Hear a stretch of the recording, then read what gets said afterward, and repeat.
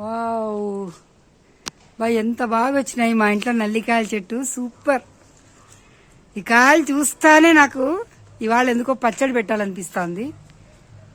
పెట్టేస్తాను, ఈరోజు పచ్చడి పెట్టేస్తాను. ఎలాగూ అమెరికాకు మా పెద్దమ్మాయి కూడా అడిగింది, అమ్మ నాకు నల్లికాయలు పచ్చడి కావాలి, ఈసారి ఊరగాయ పెట్టు అనింది.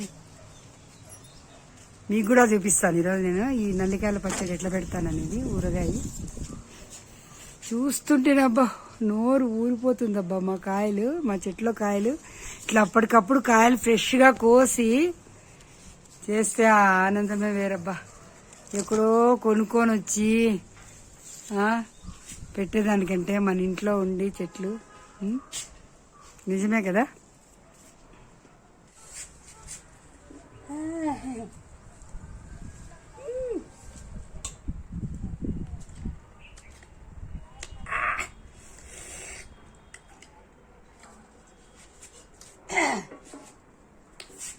కోసేది స్టార్ట్ చేసేస్తాను నేను.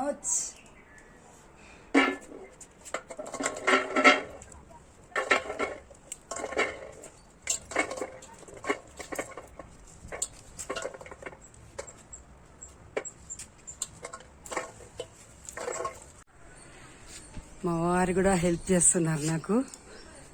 ఒక్కదాని కోయాలంటే కష్టం, చాలా ఉన్నాయి కాయలు.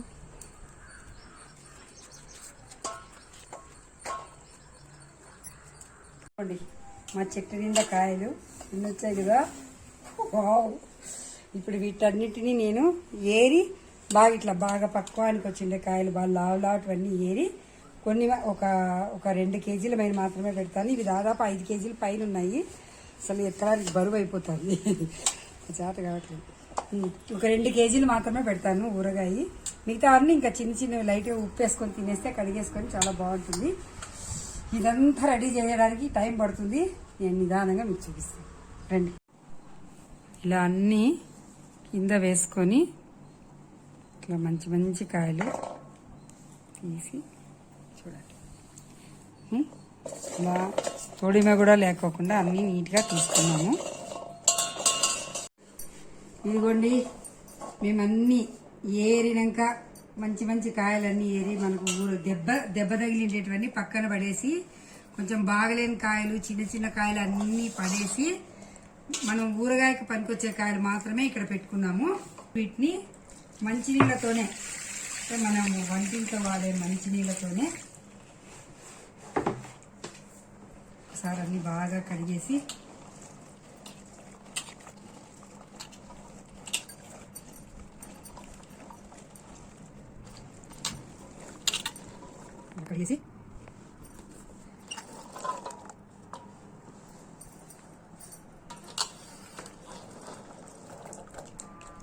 ఒక పొడి బట్ట మీద ఆరేసుకుంటున్నాను అనమాట.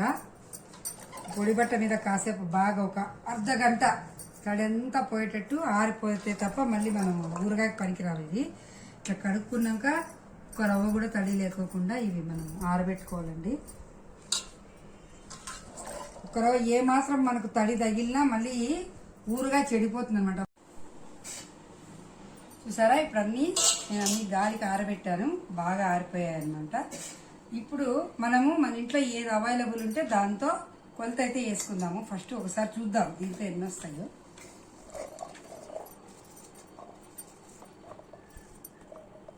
ఫుల్గా వేసుకున్నాను నేను.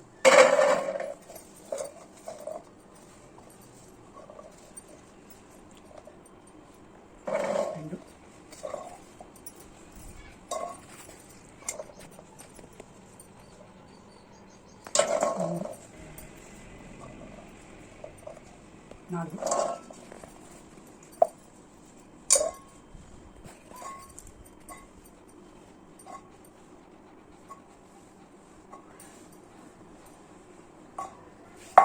ఈ పూర్తిగా 5 రాలేదు, 4 ఇట్లా ముక్కాలు భాగం వచ్చాయండి. యాక్చువల్గా 5 ఫుల్గా వచ్చినప్పుడు మనము దీనికి 5 ఫుల్గా ఇట్లా మొత్తం నిండుగా 5 కాయలు ఫుల్గా ఇట్లా వేసుకున్నప్పుడు 5 పూర్తిగా ఇట్లా 5 కాయలు ఫుల్గా వేసుకున్నప్పుడు దీంతో 1 కారము, 1 ఉప్పు, దానికి దగ్గర చింతపండు, అంటే చింతపండు ఒక హాఫ్ తీసుకోవాలి. ఈ గిన్నెకే హాఫ్ చింతపండు తీసుకుంటే సరిపోతుంది.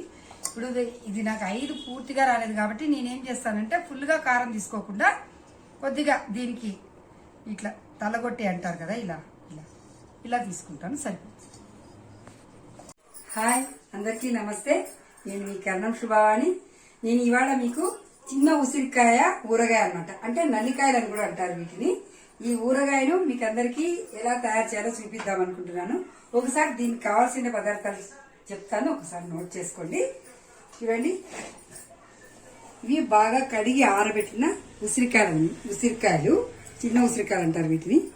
దీనికి కావాల్సిన పదార్థాలు కారము, సాల్ట్, ఇది గ్రౌండ్ నట్ ఆయిల్ అండి, అంటే శనక్కాయ నూనె, చింతపండు, ఆవాలు, మెంతులు.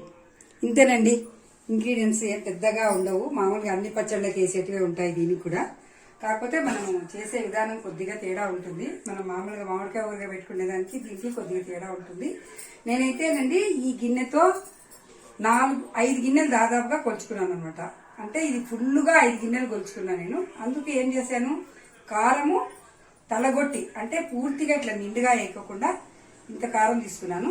సాల్ట్ కూడా దీనికంటే కొద్దిగా తక్కువ తీసుకుంటాను. చింతపండు చూడండి, ఈ గిన్నెకు సగం తీసుకున్నాను అనమాట.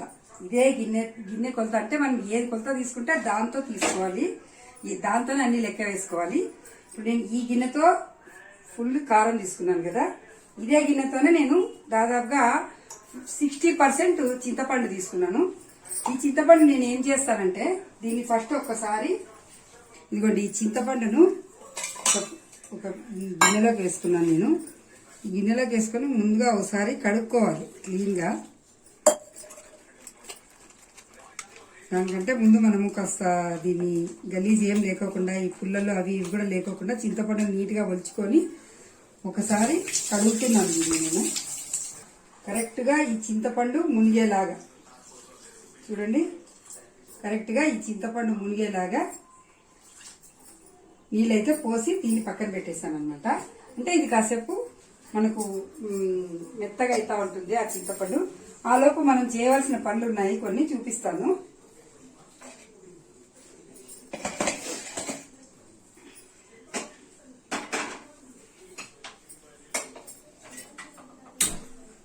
ముందుగా బాణలు పెట్టుకొని కరెక్ట్గా చూడండి, ఈ మనం ఏదైతే మెజర్మెంట్ తీసుకున్నామో దీనికి కరెక్ట్గా హాఫ్ తీసుకున్నాను ఆవాలు, హాఫ్ ఆవాలు తీసుకున్నాను అనమాట. అంటే అర్ధం ఆవాలు తీసుకున్నాను. అదే దాంట్లో కాలు కొలత, అంటే కాలు భాగం మాత్రమే మెంతులు తీసుకున్నాను. మెంతులు ఎక్కువ తీసుకుంటే మళ్ళీ చేదు వచ్చేస్తుంది. కొలత వేసుకున్న తర్వాత దీన్ని మనం లైట్గా కొద్దిగా స్టవ్ మీడియం ఫ్లేమ్లో పెట్టుకొని మెల్లగా ఇది కొద్దిగా లైట్గా వేయించేసేసి దీన్ని మిక్సీకి వేసేసుకోవడమే.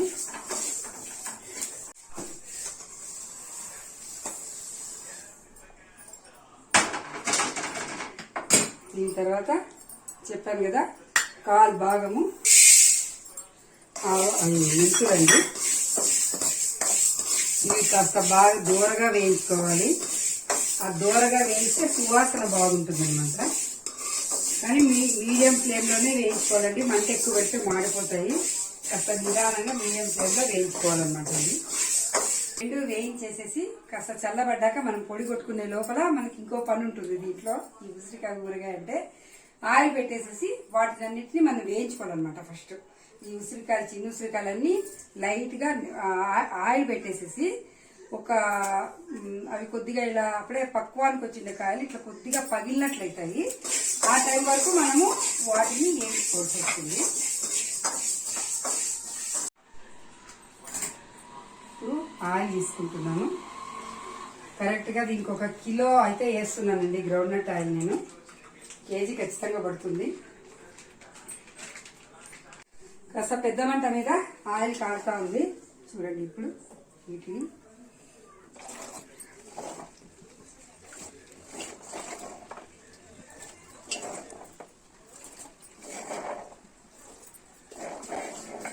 ఇవి ఒక 2 ట్రిప్పులు వేయిస్తాను నేను, సరిపోతాయి.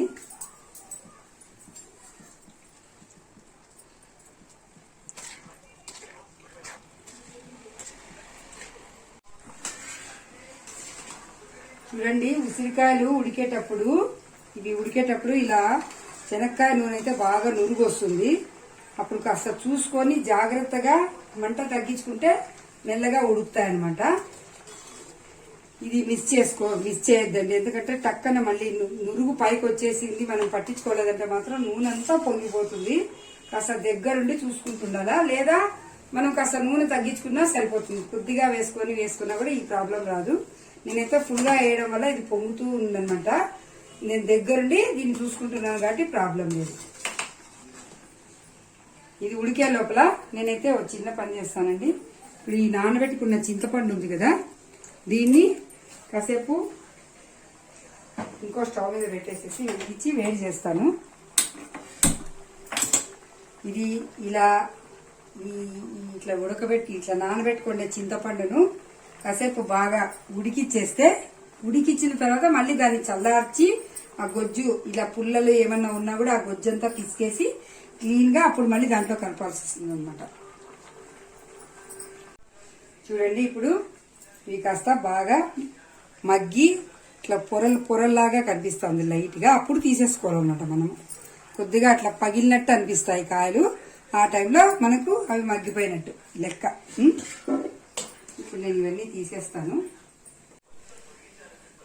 కొద్దిగా మనకు నూనె ఇలా పడ్డా కూడా దీంట్లో ఏం ప్రాబ్లం ఏం లేదండి, ఎందుకంటే ఎలాగో మళ్ళీ మనం ఈ నూనె అంతా దానికే వేస్తాం కాబట్టి ఇబ్బంది ఏమి ఉండదు. బాగా ఇట్లా నూనె అంతా ఇట్లా కార్చేసి వేయాల్సిన అవసరం ఏం లేదు.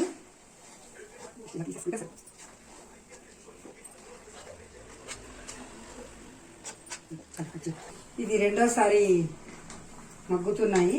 ఇది ఆయిల్లో. ఇదిగో చూడండి, చింతపండు ఇందాక మనం స్టవ్ మీద పెట్టాం కదా, అది ఇలా ఉడికిపోయింది. కాసేపు ఉడికిచ్చేసాను. ఇది చాలా ఆఫ్ చేస్తాము. ఇది చల్లారాక దీంట్లో గుజ్జు తీసి అప్పుడు మళ్ళీ కలపాలి. ఇది మగ్గుతుంది. అంతలో ఆవాలు మెంతులు మిక్సీకి వేసుకుందాము. ముందుగా ఆవాలు వేస్తున్నాను నేను. రెండో దఫా వేసిండే నల్లికాయలు కూడా మగ్గిపోయినాయి. ఇంకా స్టవ్ ఆఫ్ చేసేస్తున్నాను. ఇవి కూడా ఈ బేసన్లోకి తీసేసుకుంటాను.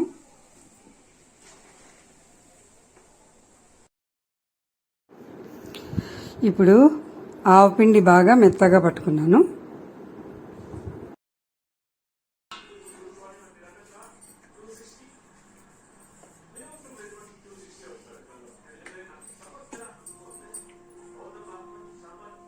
ఇప్పుడు మెత్తులు మిక్సీలో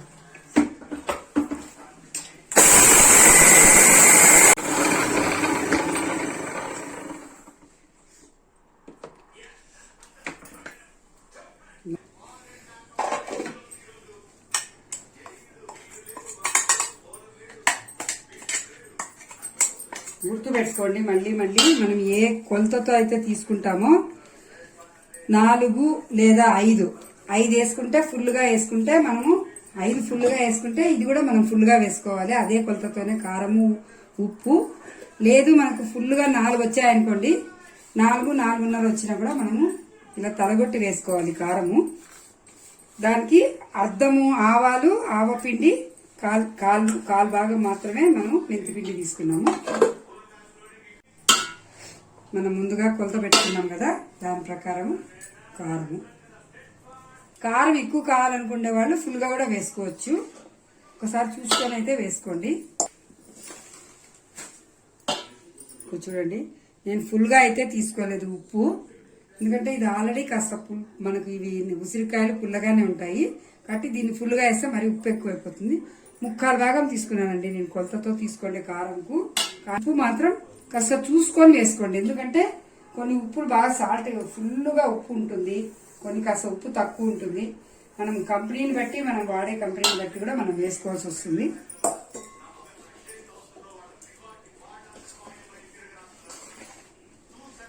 ఇలా మొత్తం కింది నుంచి బాగా కలుపుకోవాలండి.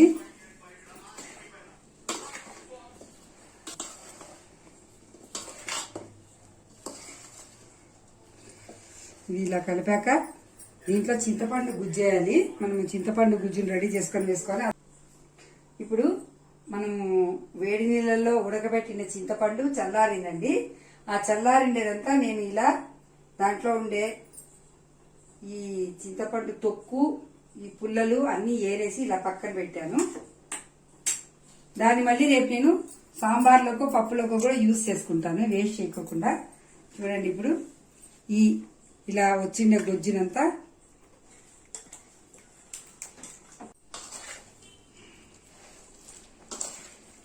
ఇలా గొజ్జంతా వేసి ఒకసారి కలపాలా, చింతపండు గుజ్జంతా.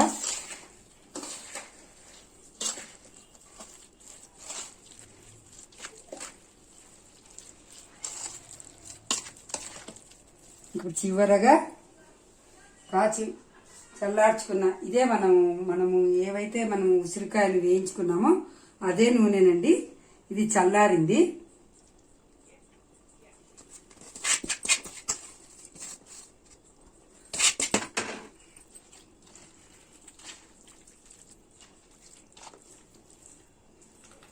నేనైతే నూనె కొద్దిగా ఎక్కువే వేసానండి. ఎందుకంటే ఇది నూనె బాగా ఉండడం వల్ల మనకు పచ్చడి బూజు పట్టడము లేకుంటే పాడైపోవడము అలాంటివి ఏముండవు. ఇంకా ఇది నూనె మళ్ళీ ఇది 2 రోజులు ఊరితే ఇంకా నూనె బాగా పైకి వస్తుంది. బాగా కలిపి పెట్టేస్తే దాదాపు ఇది 2-3 ఏళ్ళైనా ఏమీ కాదు ఈ ఊరగాయ. ఒకసారి ఇదంతా కలిపినాక ఏమైనా మళ్ళీ కొద్దిగా ఏమన్నా కారం ఉప్పు తక్కువైనా కూడా మనము అడ్జస్ట్ చేసుకోవచ్చు అండి. దీంట్లో వేసుకొని కలుపుకుంటే సరిపోతుంది, ఇబ్బంది ఏం లేదు. కలుపుకున్నా ఏమీ కాదు. చింతపండు గొజ్జు మాత్రం ఒకసారి కలుపుకుంటాము, దాన్ని మళ్ళీ వేసేయకుండదు. ఇంకా కావాల్సిన వాళ్ళు తిరువాత కూడా పెట్టుకోవచ్చండి. ఆవాలు కరివేపాకు అన్నీ వేసుకొని తిరువాత పెట్టుకునే వాళ్ళు పెట్టుకోవచ్చు. నేనైతే ఏం పెట్టాను. రెడీ అయిపోయింది. చిన్న ఉసిరికాయలు లేదా నల్లికాయల ఊరగాయ అండి.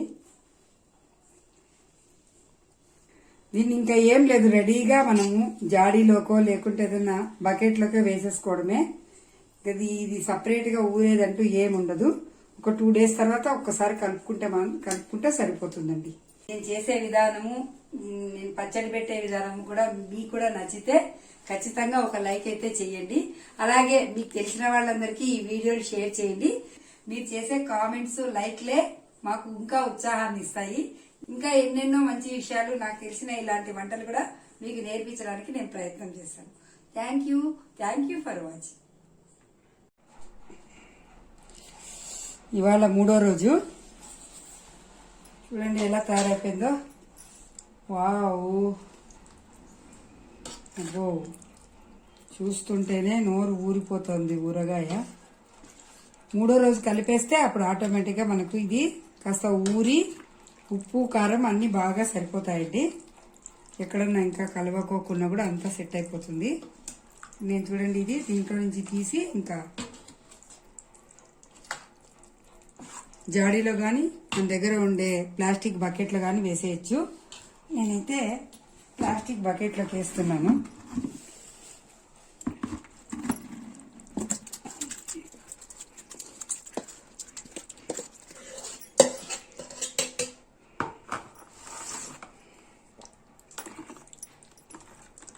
ఇలా నూనె తేలడం వల్ల మనకు పచ్చడి పాడు కాకుండా ఉంటుంది. చూసారా, ఈ ముక్కలు, ఈ నల్లికాయలు ఇలా కనిపిస్తాయి అంతే.